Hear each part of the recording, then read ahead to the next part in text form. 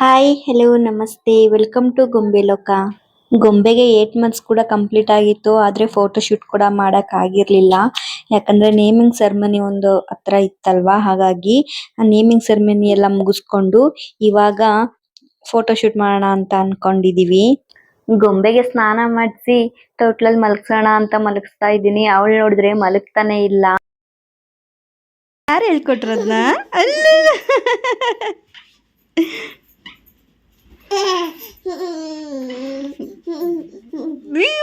ನಾಚಿಕೆ ನಾಚಿಕೆ ಬರ್ತೈತ ನಿನಗೆ? ಹೆಂಗೆ ಹೆಂಗೆ ಇನ್ನೊಂದ್ಸರಿ ತೋರ್ಸು ಅಪ್ಪಾಜಿ, ಇನ್ನೊಂದ್ಸರಿ ತೋರ್ಸು. ಹೆಂಗೆ ಅಪ್ಪಾಜಿ ಗೊಂಬೆ ಹೆಂಗೆ?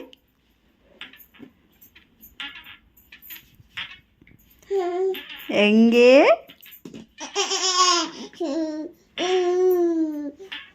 ಹೆಂಗನ್ನೋದು? ಹೆಂಗೆ ಹೆಂಗನ್ನೋದು? ಯಾರು ಹೇಳ್ಕೊಟ್ರು ನಿಂಗೆ ಅದನ್ನ? ಮೂತಿ ನೋಡು, ಮೂತಿ ನೋಡು, ಮೂತಿನ ಗುಪ್ಪಚ್ಚಿತ್ತು. ಗೊಂಬೆ ಅಂತೂ ಹೊಸ ಹೊಸ ಫೇಸ್ ಎಕ್ಸ್ಪ್ರೆಷನ್ ಕಲ್ತಿದ್ದಾಳೆ ಇವಾಗಂತೂ. ನೋಡಿ ಹೇಗ್ ಮಾಡ್ತಾ ಇದ್ದಾಳೆ ಅಂತ. ಅವಳ ಜೊತೆ ಆಟ ಆಡ್ತಾ ಇದ್ರೆ ಟೈಮ್ ಹೋಗಿದ್ದೇ ಗೊತ್ತಾಗಲ್ಲ. ಇವಾಗ ಫೋಟೋ ಶೂಟ್ ಮಾಡೋಣ ಅಂತ ರೆಡಿ ಮಾಡ್ಕೋತಾ ಇದ್ದೀನಿ. ಇಲ್ಲಿ ಸಂತು ಮಧ್ಯಾಹ್ನಕ್ಕೆ ಪಲಾವ್ ಮಾಡ್ತಾ ಇದ್ದಾರೆ. ಸಂತು ಪಲಾವ್ನ ಸಕ್ಕತ್ತಾಗಿ ಮಾಡ್ತಾರೆ. ನನಗಂತೂ ಅವ್ರು ಮಾಡೋ ಅಡಿಗೆ ತುಂಬಾನೇ ಇಷ್ಟ ಆಗುತ್ತೆ. ಅಡಿಗೆ ಮಾಡ್ಕೊಡ್ತಾರೆ ಅಂತ ಖುಷಿ ಪಡ್ಬೇಕು, ಅಥವಾ ನೋಡಿ ಇದನ್ನೆಲ್ಲ ಕ್ಲೀನ್ ಮಾಡ್ಬೇಕು ಅಂತ ಬೇಜಾರ್ ಮಾಡ್ಕೋಬೇಕು ಒಂದು ಗೊತ್ತಾಗಲ್ಲ. ಹುಡುಗರು ಅಡಿಗೆ ಮನೆಗ್ ಬಂದ್ರೆ ಈ ಕ್ಲೀನಿಂಗ್ ಕೆಲ್ಸನೇ ಜಾಸ್ತಿ ಆಗೋಗುತ್ತೆ ನಮ್ಗೆ. ಆದ್ರೂ ಇವ್ರು ಇಷ್ಟ ಮಾಡ್ಕೊಡ್ತಾರೆ ಅಂತ ಖುಷಿ ಪಡ್ಬೇಕು ನಾವು. ಕೂಡ ರೆಡಿ ಆಗ್ತಾ ಇದೆ. ಇವಾಗ ಗಾಯತ್ರಕ್ಕ ಕೂಡ ಬಂದ್ರು. ಗೊಂಬೆಗೆ ಉಗುರು ಕಟ್ ಮಾಡ್ತಾ ಇದ್ದಾರೆ. ಅವಳು ನನ್ನ ಹತ್ರ ಕಟ್ ಮಾಡಿಸ್ಕೊಳ್ಳೋದೇ ಇಲ್ಲ. ನೋಡಿ ಅವಳ ಹತ್ರ ಆದ್ರೆ ಎಷ್ಟ್ ಚೆನ್ನಾಗ್ ಕಟ್ ಮಾಡಿಸ್ಕೊತಾ ಇದ್ದಾರೆ ಅಂತ. ನಾನು ಉಗುರು ಕಟ್ ಮಾಡೋವಾಗ ಕೈ ಕೊಡೋದೇ ಇಲ್ಲ ಅವಳು. ಇವಾಗ ನೋಡಿ ಎಷ್ಟು ಸೈಲೆಂಟ್ ಆಗಿ ಕಟ್ ಮಾಡಿಸ್ಕೊತಾ ಇದ್ದಾಳೆ ಅಂತ. ನಾನ್ ಕೂಡ ಉಗುರು ಕಟ್ ಮಾಡೋವಾಗ ಸ್ವಲ್ಪ ಭಯ ನನ್ಗೆ, ಏನಾದ್ರೂ ಸ್ಕಿನ್ ಏನಾದ್ರೂ ಇದಾಗ್ಬಿಡುತ್ತೇನೋ ಅಂತ. ಆಕ್ಚುಲಿ ಇದೆಲ್ಲ ಏನು ಆಗಲ್ಲ ಮಕ್ಕಳಿಗೆ, ಇದು ಬೇಬಿಗಂತಾನೆ ಇರೋದಲ್ವಾ. ನನಗಾದ್ರೆ ಭಯ. ಗೊಂಬೆಗೆ ಉಗುರು ಕಟ್ ಮಾಡ್ತಾ ಇದ್ರೆ ಮೋಕ್ಷಿತ ಕೂಡ ಅಮ್ಮ ನನ್ಗೂ ಕಟ್ ಮಾಡಮ್ಮ ಉಗುರ್ನ ಅಂತ ಹೇಳ್ತಾ ಇದ್ಲು. ಅವಳಿಗೇನು ಉಗುರೇ ಬೆಳೆದಿಲ್ಲ, ಅದು ಕಟ್ ಮಾಡೋದ್ ಮಷಿನ್ ನೋಡಿದ್ಲಲ್ವಾ, ಅದಕ್ಕೆ ಕಟ್ ಮಾಡೋಣಮ್ಮ ಅಂತ ಹೇಳ್ತಾ ಇದ್ಲು. ಮೋಕ್ಷಿತ ಕೂಡ ನಮ್ಮನ್ನ ತುಂಬಾನೇ ಹಚ್ಕೊಂಡಿದ್ದಾಳೆ. ಹಾಗೆ ಗೊಂಬೆ ಕೂಡ ಗಾಯತ್ರಕ್ಕನ್ ಜೊತೆ ತುಂಬಾನೇ ಚೆನ್ನಾಗಿ ಆಟ ಆಡ್ತಾಳೆ. ಸಂತು ಇಲ್ಲಿ ಫೋಟೋ ಶೂಟ್ಗೆ ಸಮನ್ವಿ ಕಿಚನ್ ಅಂತ ಬರೆಯೋಣ ಅಂತ ಅಂದ್ರು, ಅದಕ್ಕೆ ಅದನ್ನ ರೆಡಿ ಮಾಡ್ತಾ ಇದ್ರು. ನಾನಿಲ್ಲಿ ಫೋಟೋ ಶೂಟ್ಗೆ ಅಂತ ಎಲ್ಲ ರೆಡಿ ಮಾಡ್ತಾ ಇದ್ದೀನಿ. ಈ ಸರಿ ಕಿಚನ್ ಥೀಮ್ ಅಲ್ಲಿ ಅಲ್ವಾ ಫೋಟೋ ಶೂಟ್ ಮಾಡ್ತಾ ಇರೋದು, ಹಾಗಾಗಿ ಒಳ್ಳೆ ತರ ಕಾಣಿಸ್ಬೇಕು ಅಂತ ಈ ತರ ರೆಡಿ ಮಾಡಿದೆ. ಹಾಗೆ ಸ್ವಲ್ಪ ಕಾಳುಗಳನ್ನೆಲ್ಲ ಹಾಕಿ ಇಟ್ಟಿದ್ದೀನಿ ಒಂದು ಪ್ಲೇಟ್ ಅಲ್ಲಿ.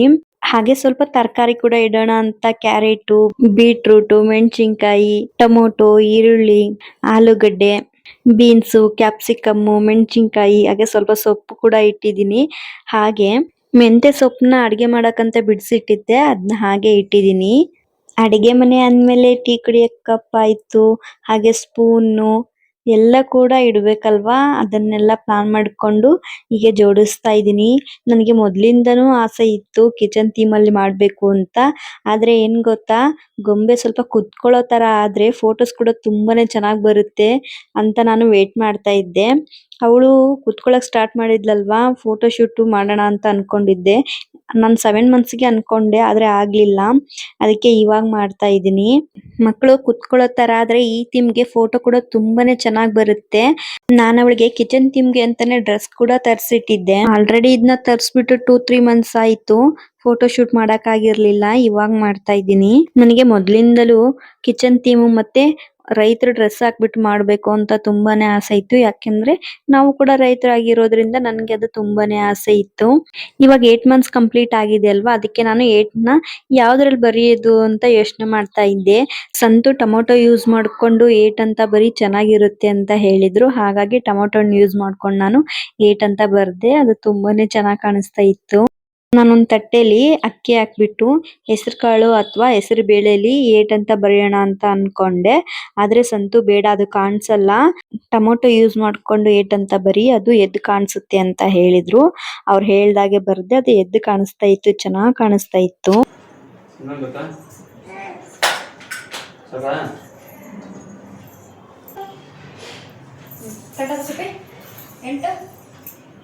ಹಾಗೆ ಇಲ್ಲಿ ಸಮನ್ವಿ ಕಿಚನ್ ಅಂತ ಬರ್ದಿದ್ರಲ್ವಾ ಸಂತು, ಅದನ್ನ ಇಡ್ತಾ ಇದೀವಿ. ನಾವು ಇಲ್ಲಿ ಸ್ಲೇಟ್ ತರನ ಅಂದ್ಕೊಂಡ್ವಿ, ಅದು ಆಗ್ಲೇ ಇಲ್ಲ. ಅದಕ್ಕೆ ಒಂದ್ ಪೇಪರ್ ಅಲ್ಲಿ ಸಮನ್ವಿ ಕಿಚನ್ ಅಂತ ಬರ್ದು ಈ ತರ ಸ್ಟ್ಯಾಂಡ್ ತರ ಇಡೋಣ ಅಂತ ಅನ್ಕೊಂಡ್ವಾ. ಆ ಸ್ಟ್ಯಾಂಡ್ ಹೇಗ್ ಇಡೋದಂತ ಗೊತ್ತಾಗ್ಲಿಲ್ಲ. ಅದಕ್ಕೆ ಸಂತು ಒಂದ್ ಪ್ಲಾನ್ ಮಾಡಿದ್ರು. ಲ್ಯಾಪ್ಟಾಪ್ ನ ಯೂಸ್ ಮಾಡ್ಕೊಂಡು ಇಟ್ಟಿದ್ದಾರೆ ನೋಡಿ, ಅದು ಗೊತ್ತೇ ಆಗಲ್ಲ ಲ್ಯಾಪ್ಟಾಪ್ ಅಂತ. ತುಂಬಾ ನೀಟಾಗಿ ಕಾಣಿಸ್ತಾ ಇದೆ. ಇಲ್ಲಿ ಮೇಲ್ಗಡೆ ಸ್ವಲ್ಪ ಜಾಗ ಇತ್ತಲ್ವಾ, ಅದು ಖಾಲಿ ಖಾಲಿ ಅನಿಸ್ತಾ ಇತ್ತು. ಅದಕ್ಕೆ ಸ್ವಲ್ಪ ಡ್ರೈ ಫ್ರೂಟ್ಸ್ ನ ಇಡೋಣ ಅಂತ ಪ್ಲಾನ್ ಮಾಡಿದೆ. ಈ ತರ ಇಟ್ರೆ ನೋಡಕ್ಕೂ ಚೆನ್ನಾಗಿರುತ್ತೆ, ಫೋಟೋ ಶೂಟ್ಗೆಲ್ಲ ಚೆನ್ನಾಗ್ ಬರುತ್ತೆ ಅಂತ ಪ್ಲಾನ್ ಮಾಡ್ಕೊಂಡು ಈ ತರ ಡ್ರೈ ಫ್ರೂಟ್ಸ್ ನ ಇಟ್ಟಿದೀನಿ. ಗೊಂಬೆನ್ ಕೂಡ ಇಲ್ಲಿ ಕೂರಿಸ್ತೀವಲ್ವಾ, ಇದು ಹತ್ರ ಆಗುತ್ತೆ ಅವಳಿಗೆ. ಬ್ಯಾಗ್ ಹಾಕೊಂಡ್ರೆ ಏನ್ ಮಾಡ್ಬೇಕು ಅಂತ ಭಯ ನನ್ಗೆ. ಸ್ವಲ್ಪ ನೋಡ್ಕೊಂತಾ ಇರ್ಬೇಕು. ಅದಕ್ಕೆ ನಾನು ಅವಳು ಫೋಟೋ ಶೂಟ್ ಮಾಡೋವಾಗ ಜಾಸ್ತಿ ಅಲ್ಲೇ ಇರ್ತಾ ಇದ್ದೆ. ಅವಳೇನಾದ್ರೂ ಡ್ರೈ ಫ್ರೂಟ್ಸ್ಗೆ ಏನಾದ್ರೂ ಕೈ ಹಾಕಿದ್ರೆ ಬೇಗ ತೆಗ್ಸ್ಬಿಡ್ತಾ ಇದ್ದೆ ಕೈನ. ನಮ್ ಖುಷಿಗೆ ಫೋಟೋ ಶೂಟ್ ಮಾಡೋದಷ್ಟೇ ಅಲ್ಲ, ಮಕ್ಕಳನ್ನ ಕೂಡ ತುಂಬಾನೇ ಕೇರ್ಫುಲ್ ಆಗಿ ನೋಡ್ಕೋಬೇಕು ಈ ಟೈಮ್ ಅಲ್ಲಿ. ಇವಾಗ ಎಲ್ಲಾನು ಅರೇಂಜ್ ಮಾಡಿದೆ. ಇವಾಗ ಗೊಂಬೆನ ಕೂರಿಸಿ ಫೋಟೋ ಶೂಟ್ ಮಾಡ್ಬೇಕು. ಅಪ್ಪಾಜಿ ಏ ಗೊಂಬಿ ಎಲ್ಲದಳಕ್ಕಿ ಎಲ್ಲದಳ ಮುತ್ತು ಎಲ್ಲದಳ. ಅಪ್ಪಾಜಿ ಗೊಂಬಿ ಇಲ್ಲಿ ನಡೆ ಇಲ್ಲಿ ನಡೆ. ಗುಬ್ಬಚ್ಚಿ ಅಪ್ಪಾಜಿ ಇಲ್ಲಿದಿ.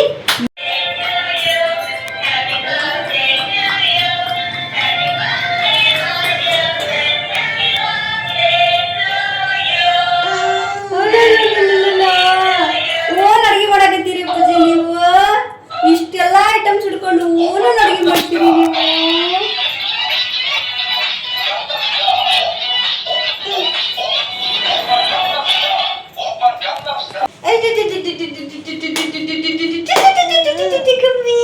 ಇಲ್ಲಿ ನೋಡು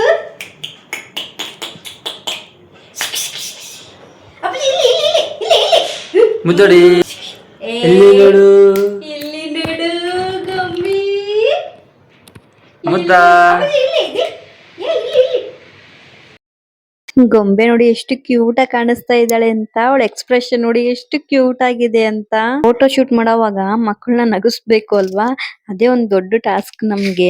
ನಾನ್ ಆಗ್ಲೇನೆ ಹೇಳಿಲ್ವಾ, ಡ್ರೈ ಫ್ರೂಟ್ಸ್ ಹತ್ರ ಕೈ ಜಾಸ್ತಿ ಹೋಗುತ್ತೆ ನೋಡಿ ಅವಳ್ದು ಅಂತ. ಹಾಗೆ ಮಾಡ್ತಾ ಇದ್ದಾಳೆ. ನಾನ್ ಪದೇ ಪದೇ ಹೋಗೋದು, ಆ ಕೈ ತೆಗ್ಸೋದು, ಹೀಗೆ ಆಗೋಯ್ತು. ಆದ್ರೆ ಈ ಸರಿ ಫೋಟೋನ ತುಂಬಾ ಚೆನ್ನಾಗಿ ತೆಗೆಸ್ಕೊಂಡ್ಲು ಗೊಂಬೆ. ತುಂಬಾನೇ ಚೆನ್ನಾಗಿ ಎಕ್ಸ್ಪ್ರೆಷನ್ ಮಾಡ್ತಾ ಇದ್ಲು ಅವಳು. ತುಂಬಾ ನಗದ್ ಕಲ್ತ್ಬಿಟ್ಟಿದ್ದಾಳೆ.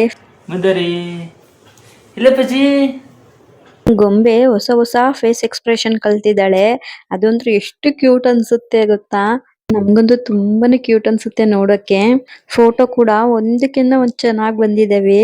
ವಿಡಿಯೋ ಲಾಸ್ಟ್ ಅಲ್ಲಿ ಕೆಲವೊಂದು ಫೋಟೋಗಳನ್ನ ಹಾಕಿರ್ತೀನಿ. ನಿಮ್ಗೆ ಯಾವ ಫೋಟೋ ಇಷ್ಟ ಆಯ್ತು ಅಂತ ಕಮೆಂಟ್ ಮಾಡಿ.